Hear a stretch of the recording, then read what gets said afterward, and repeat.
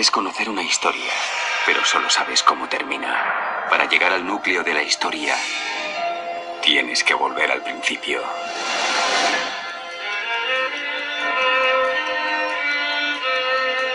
La opinión general sobre el santo nombre de Jehová solía ser que, debido a una superstición judía respecto al nombre de Dios, los traductores de la versión griega de los 70 habían usado en su versión los títulos griegos Kyrios, Señor, o Joseos, el Dios, en vez del tetragramatón.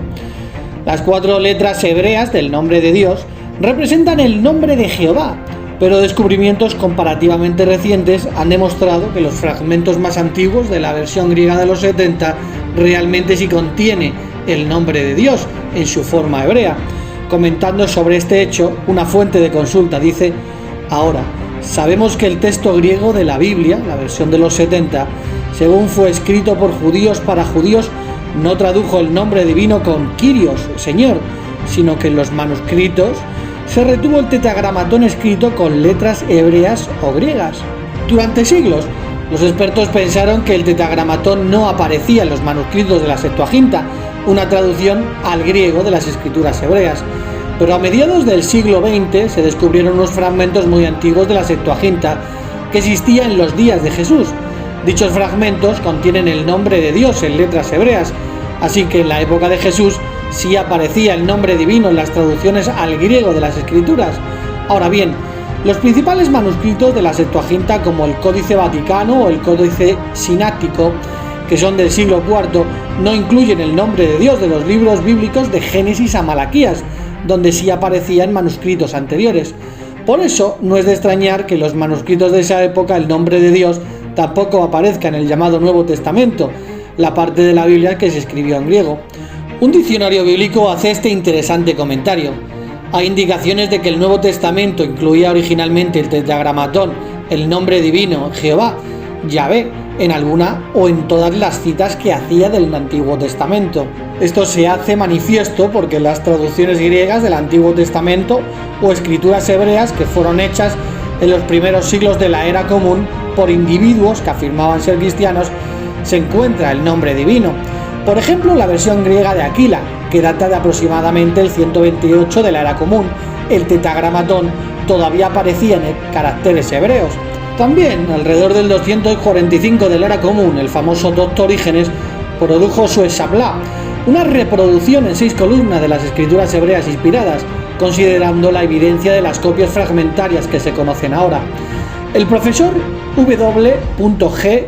Weddell dice en la Hexaplá de Orígenes: las versiones griegas de Aquila, Simaco y de los 70, todas representaban a JHWH.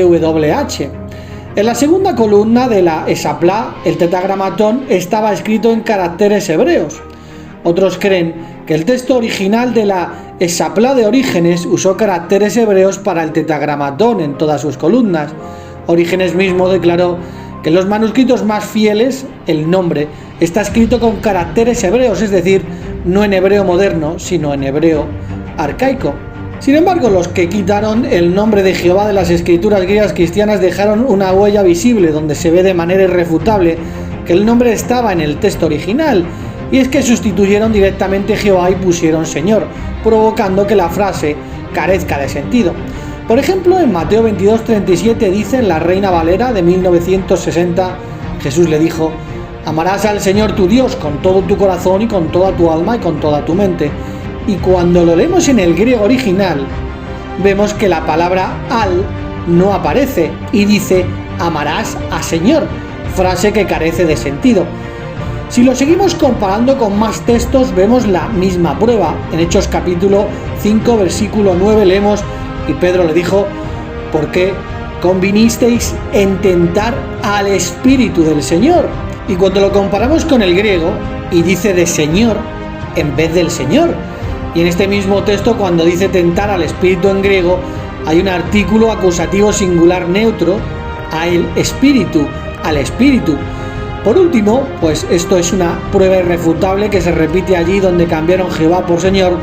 Dice Apocalipsis 1:8: yo soy el alfa y la omega, principio y fin, dice el Señor. Pero cuando lo vemos en griego, en vez de decir dice el Señor, dice Señor, en vez de dice el Señor, cuando debería de decir el Señor con el artículo jo, él. Sin embargo, solo cambiaron el nombre de Jehová por Señor, dejando a la vista una clara corrupción y atentado contra la Escritura.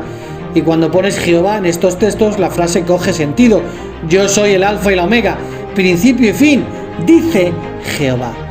Además, también contamos con el testimonio del propio Jesucristo. Jesús dijo en una oración a su Dios y Padre: les he dado a conocer tu nombre a quienes me diste del mundo. Y añadió: les he dado a conocer tu nombre y seguiré dándolo a conocer.